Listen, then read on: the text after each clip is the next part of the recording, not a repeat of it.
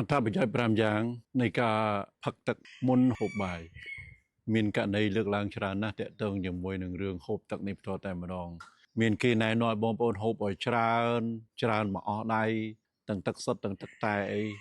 បាទសម្រាប់ខ្ញុំបាទអត់យល់ស្របតាមទស្សនៈនឹងទេហើយខ្ញុំបានលើកឡើងឲ្យថាការទទួលទានទឹកច្រើននឹងនាំឲ្យខ្វះជាតិសូដ្យូមនាំឲ្យខ្វះជាតិអ៊ីយ៉ុងដែលអាចធ្វើឲ្យមានការខូចតម្រងនោមអីចឹងជាដើមបាទហើយអ្នកខ្លះទៅលើកឡើងថា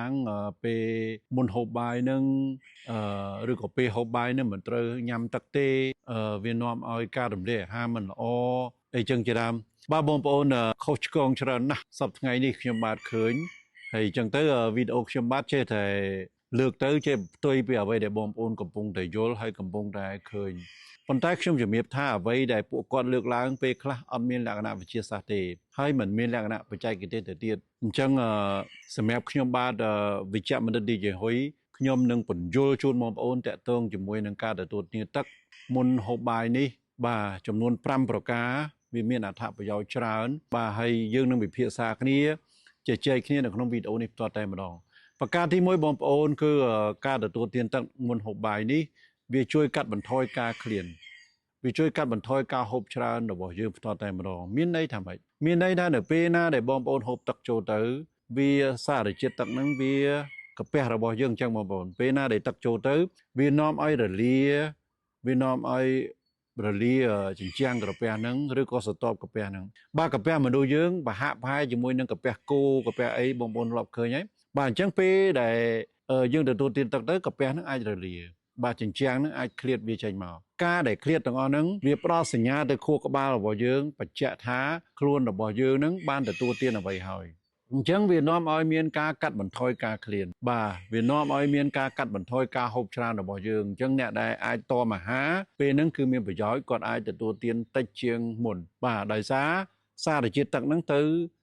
ផ្ដល់ព័ត៌មានទៅដល់ខួរក្បាលថាគាត់បានទទួលទានអាហារហើយបាទនេះជាចំណុចទី1ចំណុចទី2យើងឃើញថាទទួលទានកម្រិតល្មមឬក៏កម្រិតតិចមិនច្រើនពេកមិនតិចពេកបាទអញ្ចឹងការទទួលទាននឹងឯងគឺនាំឲ្យការទទួលទានអាហារហ្នឹងវាអាចកាត់បន្ថយបែបនេះផ្ទាល់តែម្ដងជាធម្មជាតិបងប្អូនកាលណាយើងទទួលទានទឹកហើយគឺបរិមាណនៃការទទួលទានរបស់យើងហ្នឹងវាមានកម្រិតតិចជាងការដែលយើងមិនទាន់ទទួលទានទឹកហើយដោយសារអីពេលដែលយើងឃ្លានហ្នឹងវាបន្លំគ្នាជាមួយនឹងការស្រេកទឹកអញ្ចឹងវានាំឲ្យបងប្អូនហ្នឹងគឺហូបមកអស់ដៃដើម្បីបំបត្តិការស្រេកទឹកដើម្បីបំបត្តិការឃ្លាននឹងផ្ទាល់តែម្ដងអញ្ចឹងកាលណាយើងហូបទឹកទៅវានាំឲ្យ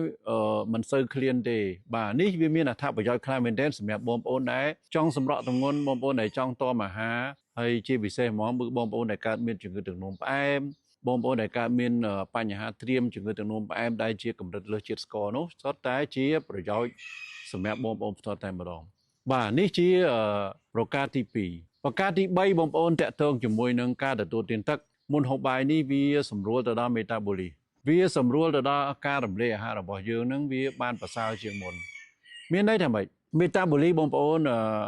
យើងមិនអាចបកជាពាក្យខ្មែរបានទេយើងប្រើពាក្យបារាំងដដែលមានន័យថាជាការបំបែកអាហារឲ្យវាចេញជាថាមពលឲ្យវាចេញជាកាឡូរី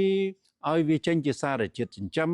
ដែលមានជាតិស្ករជាតិខ្លាញ់ជាតិសាច់ឲ្យវាចេញជាសារជាតិបំពន់ដែលវាមានវីតាមីនដែលវាមានរ៉ែកានិកអីចឹងជាដើមបន្ទាប់មកវាដឹកជញ្ជូនទៅក្នុងកោសិការបស់យើងដើម្បីចិញ្ចឹមកោសិការបស់យើងអញ្ចឹងសកម្មភាពទាំងអស់នេះមានន័យថាម៉េចមានន័យថាជាសកម្មភាពមេតាបូលីកអញ្ចឹង